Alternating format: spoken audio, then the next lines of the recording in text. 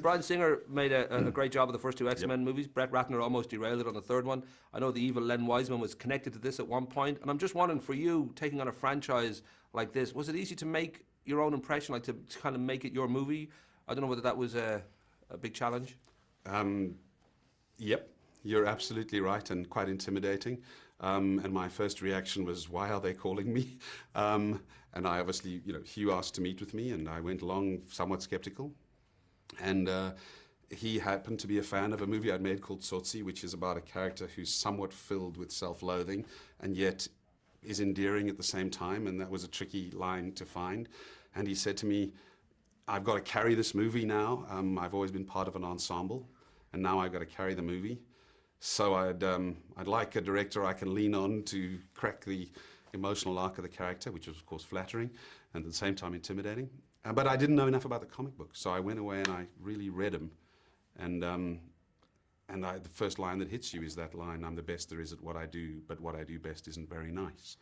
And on the one hand, it's kind of cool, but it's also evident of a character that is at war with himself and somewhat unsure of whether he even likes his own nature. And I thought, okay, well, there's a character way in.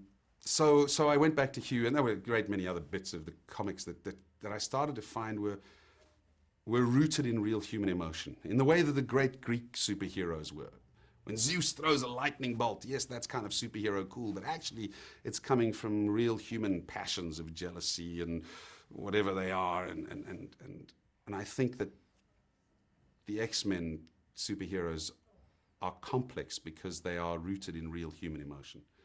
I know the movie itself, in the first 10 minutes, we cover a huge amount of ground, and we get to meet little Jimmy Scissorhands and his blood brother, Victor Creed, and they go on the run. They end up going through the American Civil War, the First World War, Second World War, Vietnam. I would imagine from a filmmaker's point of view, that's hugely daunting, because within 10 minutes, you've got to cover, decades of someone's kind of growth, and just the scale of it.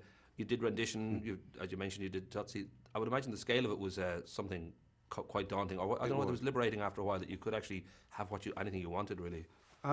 Well, you never quite get everything you want. that somehow it just isn't. No matter how much budget there is, there's never quite everything you want.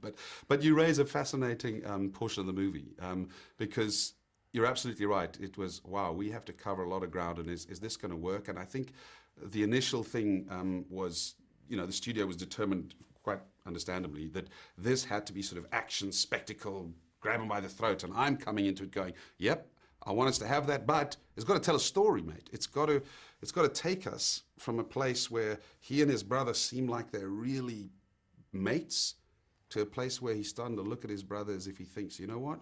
I don't know if I really like you. And that's making me uncomfortable. And we're going to do all this in a sort of 2-minute segment, filled with spectacle and action. So my job, if nothing else, was to say, I need those specific emotional beats.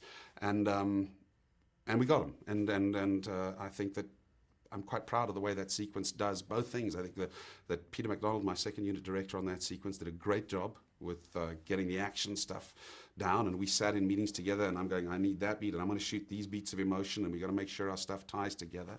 So logistically, as you point out, it was very different to the way I'd worked before, where I never had to work with second units at all. I did everything myself.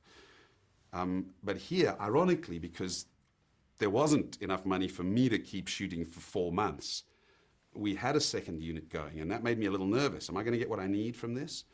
But we liaised with each other well, and I was supported by very talented people, and I think we kind of cracked that sequence. I hope you think so. I'm sitting here nervous now. Is he going to say in his next interview, there was Bryan Singer did this great stuff, there's a bloody Hood came along and nearly ruined the franchise. You did a great job, son. Don't you worry. I've been giving the friendly finger. Oh, no, not already. I talk too much. Well, no,